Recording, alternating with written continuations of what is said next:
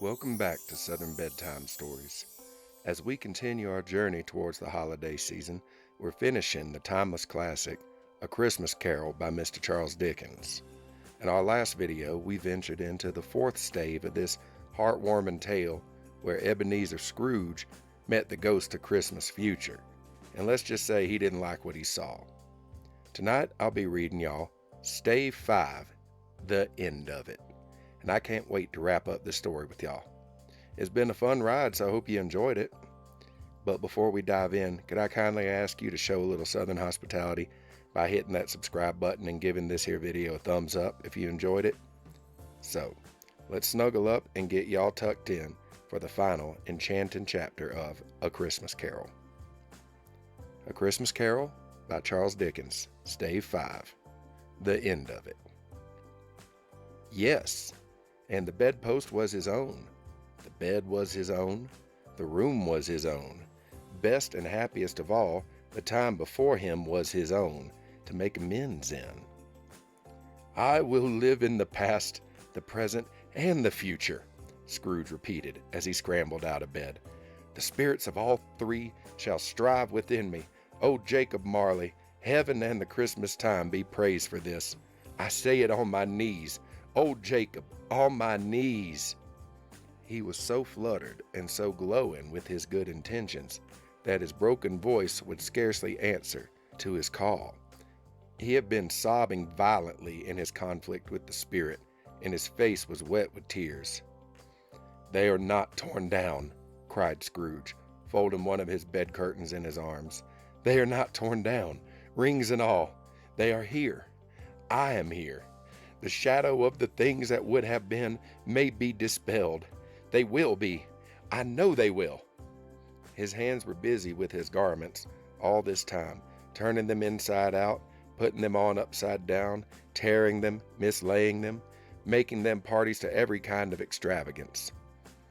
I don't know what to do, cried Scrooge, laughing and crying in the same breath, and making a perfect Laocoon of himself with his stockings. I am as light as a feather. I am as happy as an angel. I am as merry as a schoolboy. I am as giddy as a drunken man. A Merry Christmas to everybody. A Happy New Year to all the world. Hello there! Woo! Hello! He had frisked into the sitting room and was now standing there, perfectly winded. There's the saucepan that the gruel was in, cried Scrooge, starting off again and going round the fireplace. There's the door by which the ghost of Jacob Marley entered. There's the corner where the ghost of Christmas present sat. There's the window where I saw the wandering spirits. It's all right. It's all true. It all happened. Really, for a man who had been out of practice for so many years, it was a splendid laugh, a most illustrious laugh, the father of a long line of brilliant laughs. I don't know what day of the month it is, said Scrooge. I don't know how long I've been among the spirits. I don't know anything. I'm quite a baby. Never mind. I don't care. I'd rather be a baby. Hello! Woohoo! Hello there! He was checked in his transports by the churches ringing out the lustiest peals he had ever heard. Clash, clang, hammer, ding, dong, bell. Bell, dong, ding. Hammer, clang, clash. Oh, glorious, glorious. Running to the window, he opened it and put out his head. No fog, no mist. Clear, bright, jovial, stirring, cold, cold. Piping for the blood to dance to. Golden sunlight, heavenly sky, sweet fresh air, merry bells. Oh, glorious, glorious! What's today?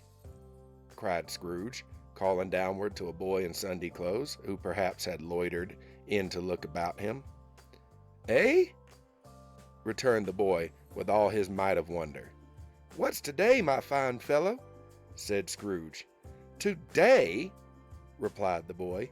Why, Christmas Day! It's Christmas Day, said Scrooge to himself.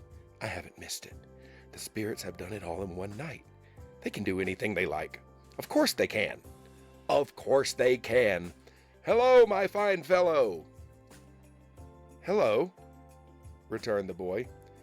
Do you know the poulterers in the next street, but one at the corner? Scrooge inquired.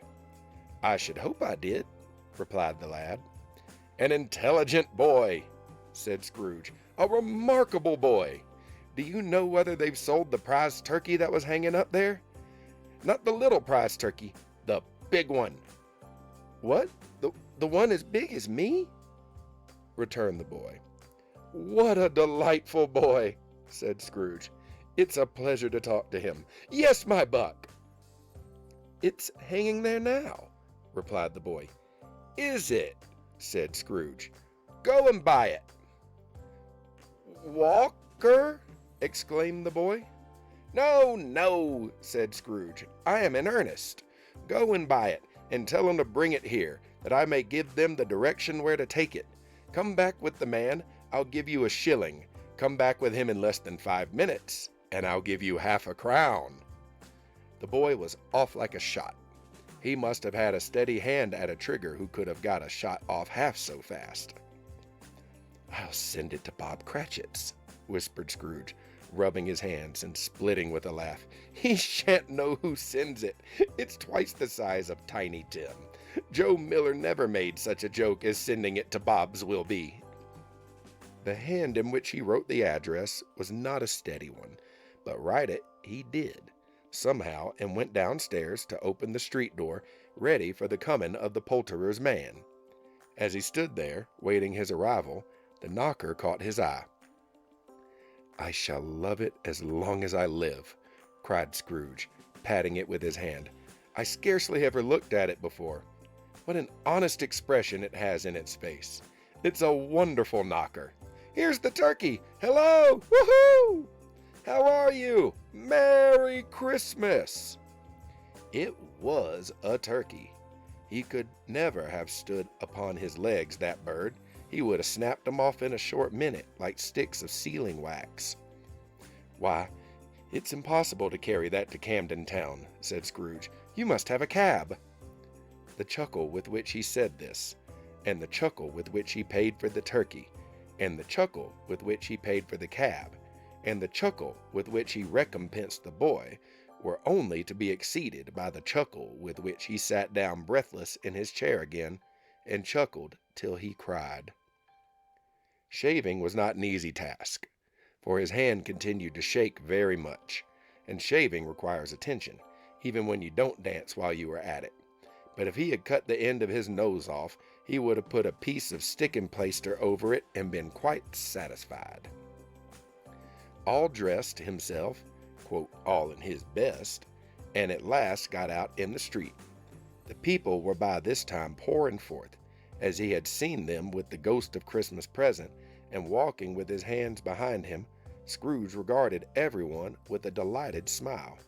He looked so irresistibly pleasant, in a word, that 3 or 4 good-humored fellows said, Good morning, sir. A Merry Christmas to you. And Scrooge said often afterwards that of all the blithe sounds he had ever heard, those were the blithest in his ears. He had not gone far, when coming on towards him he beheld the portly gentleman who had walked into his counting-house the day before, and said, Scrooge and Marley's, I believe? It sent a pang across his heart to think how this old gentleman would look upon him when they met, but he knew what path lay straight before him, and he took it. My dear sir, said Scrooge, quickening his pace and taking the old gentleman by his hands, how do you do? I hope you succeeded yesterday. It was very kind of you. A Merry Christmas to you, sir. Mr. Scrooge? Yes, said Scrooge, that is my name, and I fear it may not be pleasant to you. Allow me to ask your pardon. And will you have the goodness, here Scrooge whispered in his ear. Lord bless me, cried the gentleman, as if his breath were taken away. My dear Scrooge, are you serious? If you please, said Scrooge, not a farthing less. A great many back payments are included in it, I assure you. Will you do me that favor?" "My dear sir," said the other, shaking his hands with him, "I don't know what to say to such munificent—" "Don't say anything, please," retorted Scrooge. "Come and see me. Will you come and see me?" "I will," cried the old gentleman, and it was clear he meant to do it. "Thank ye," said Scrooge. "I'm much obliged to you. I thank you 50 times. Bless you." He went to church and walked about the streets, and watched the people hurrying to and fro, and patted children on the head, and questioned beggars, and looked down into the kitchens of houses and up to the windows, and found that everything could yield him pleasure. He had never dreamed that any walk, that anything, could give him so much happiness. In the afternoon, he turned his steps towards his nephew's house.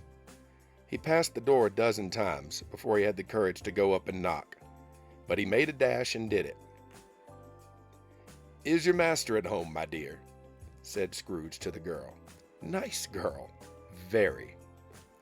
"Yes, sir." "Where is he, my love?" said Scrooge. "He's in the dining room, sir, along with mistress. I'll show you upstairs if you please." "Thank ye. He knows me," said Scrooge, with his hand already on the dining room lock. "I'll go in here, my dear." He turned it gently and sidled his face in, round the door. They were looking at the table, which was spread out in great array, for these young housekeepers were always nervous on such points, and like to see that everything is right. "Fred!" said Scrooge. Dear heart alive, how his niece by marriage started. Scrooge had forgotten, for the moment, about her sitting in the corner with the footstool, or he wouldn't have done it on any account. "Why, bless my soul!" cried Fred. "Who's that?"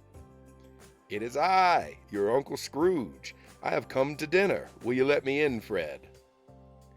Let him in? It is a mercy he didn't shake his arm off. He was at home in 5 minutes. Nothing could be heartier. His niece looked just the same. So did Topper when he came.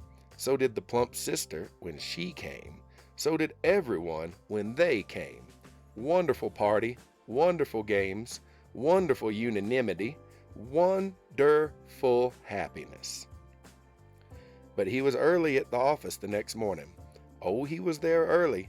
If only he could be there first and catch Bob Cratchit coming late. That was the thing he had set his heart upon. And he did it. Yes, he did. The clock struck 9. No Bob. 1/4 past.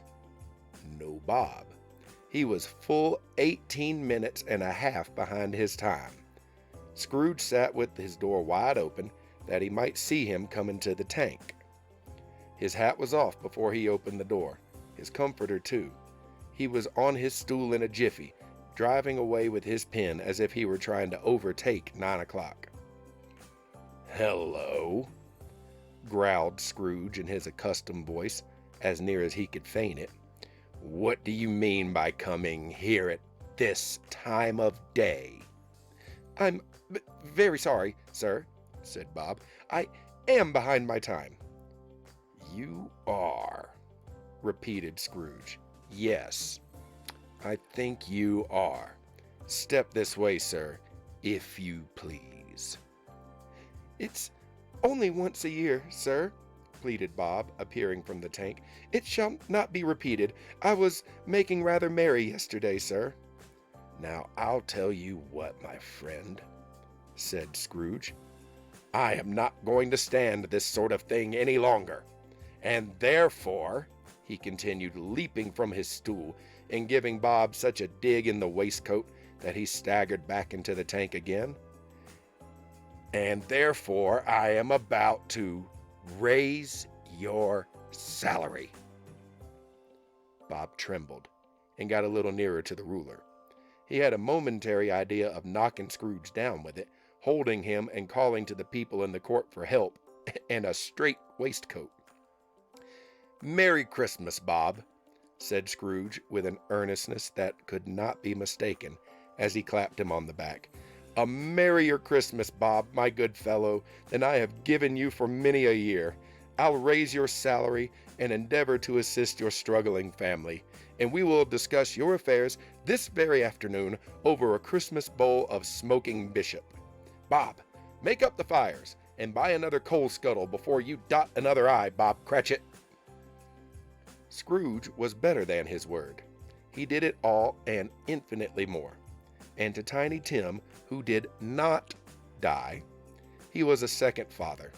He became as good a friend, as good a master, and as good a man as the good old city knew, or any other good old city, town, or borough in the good old world.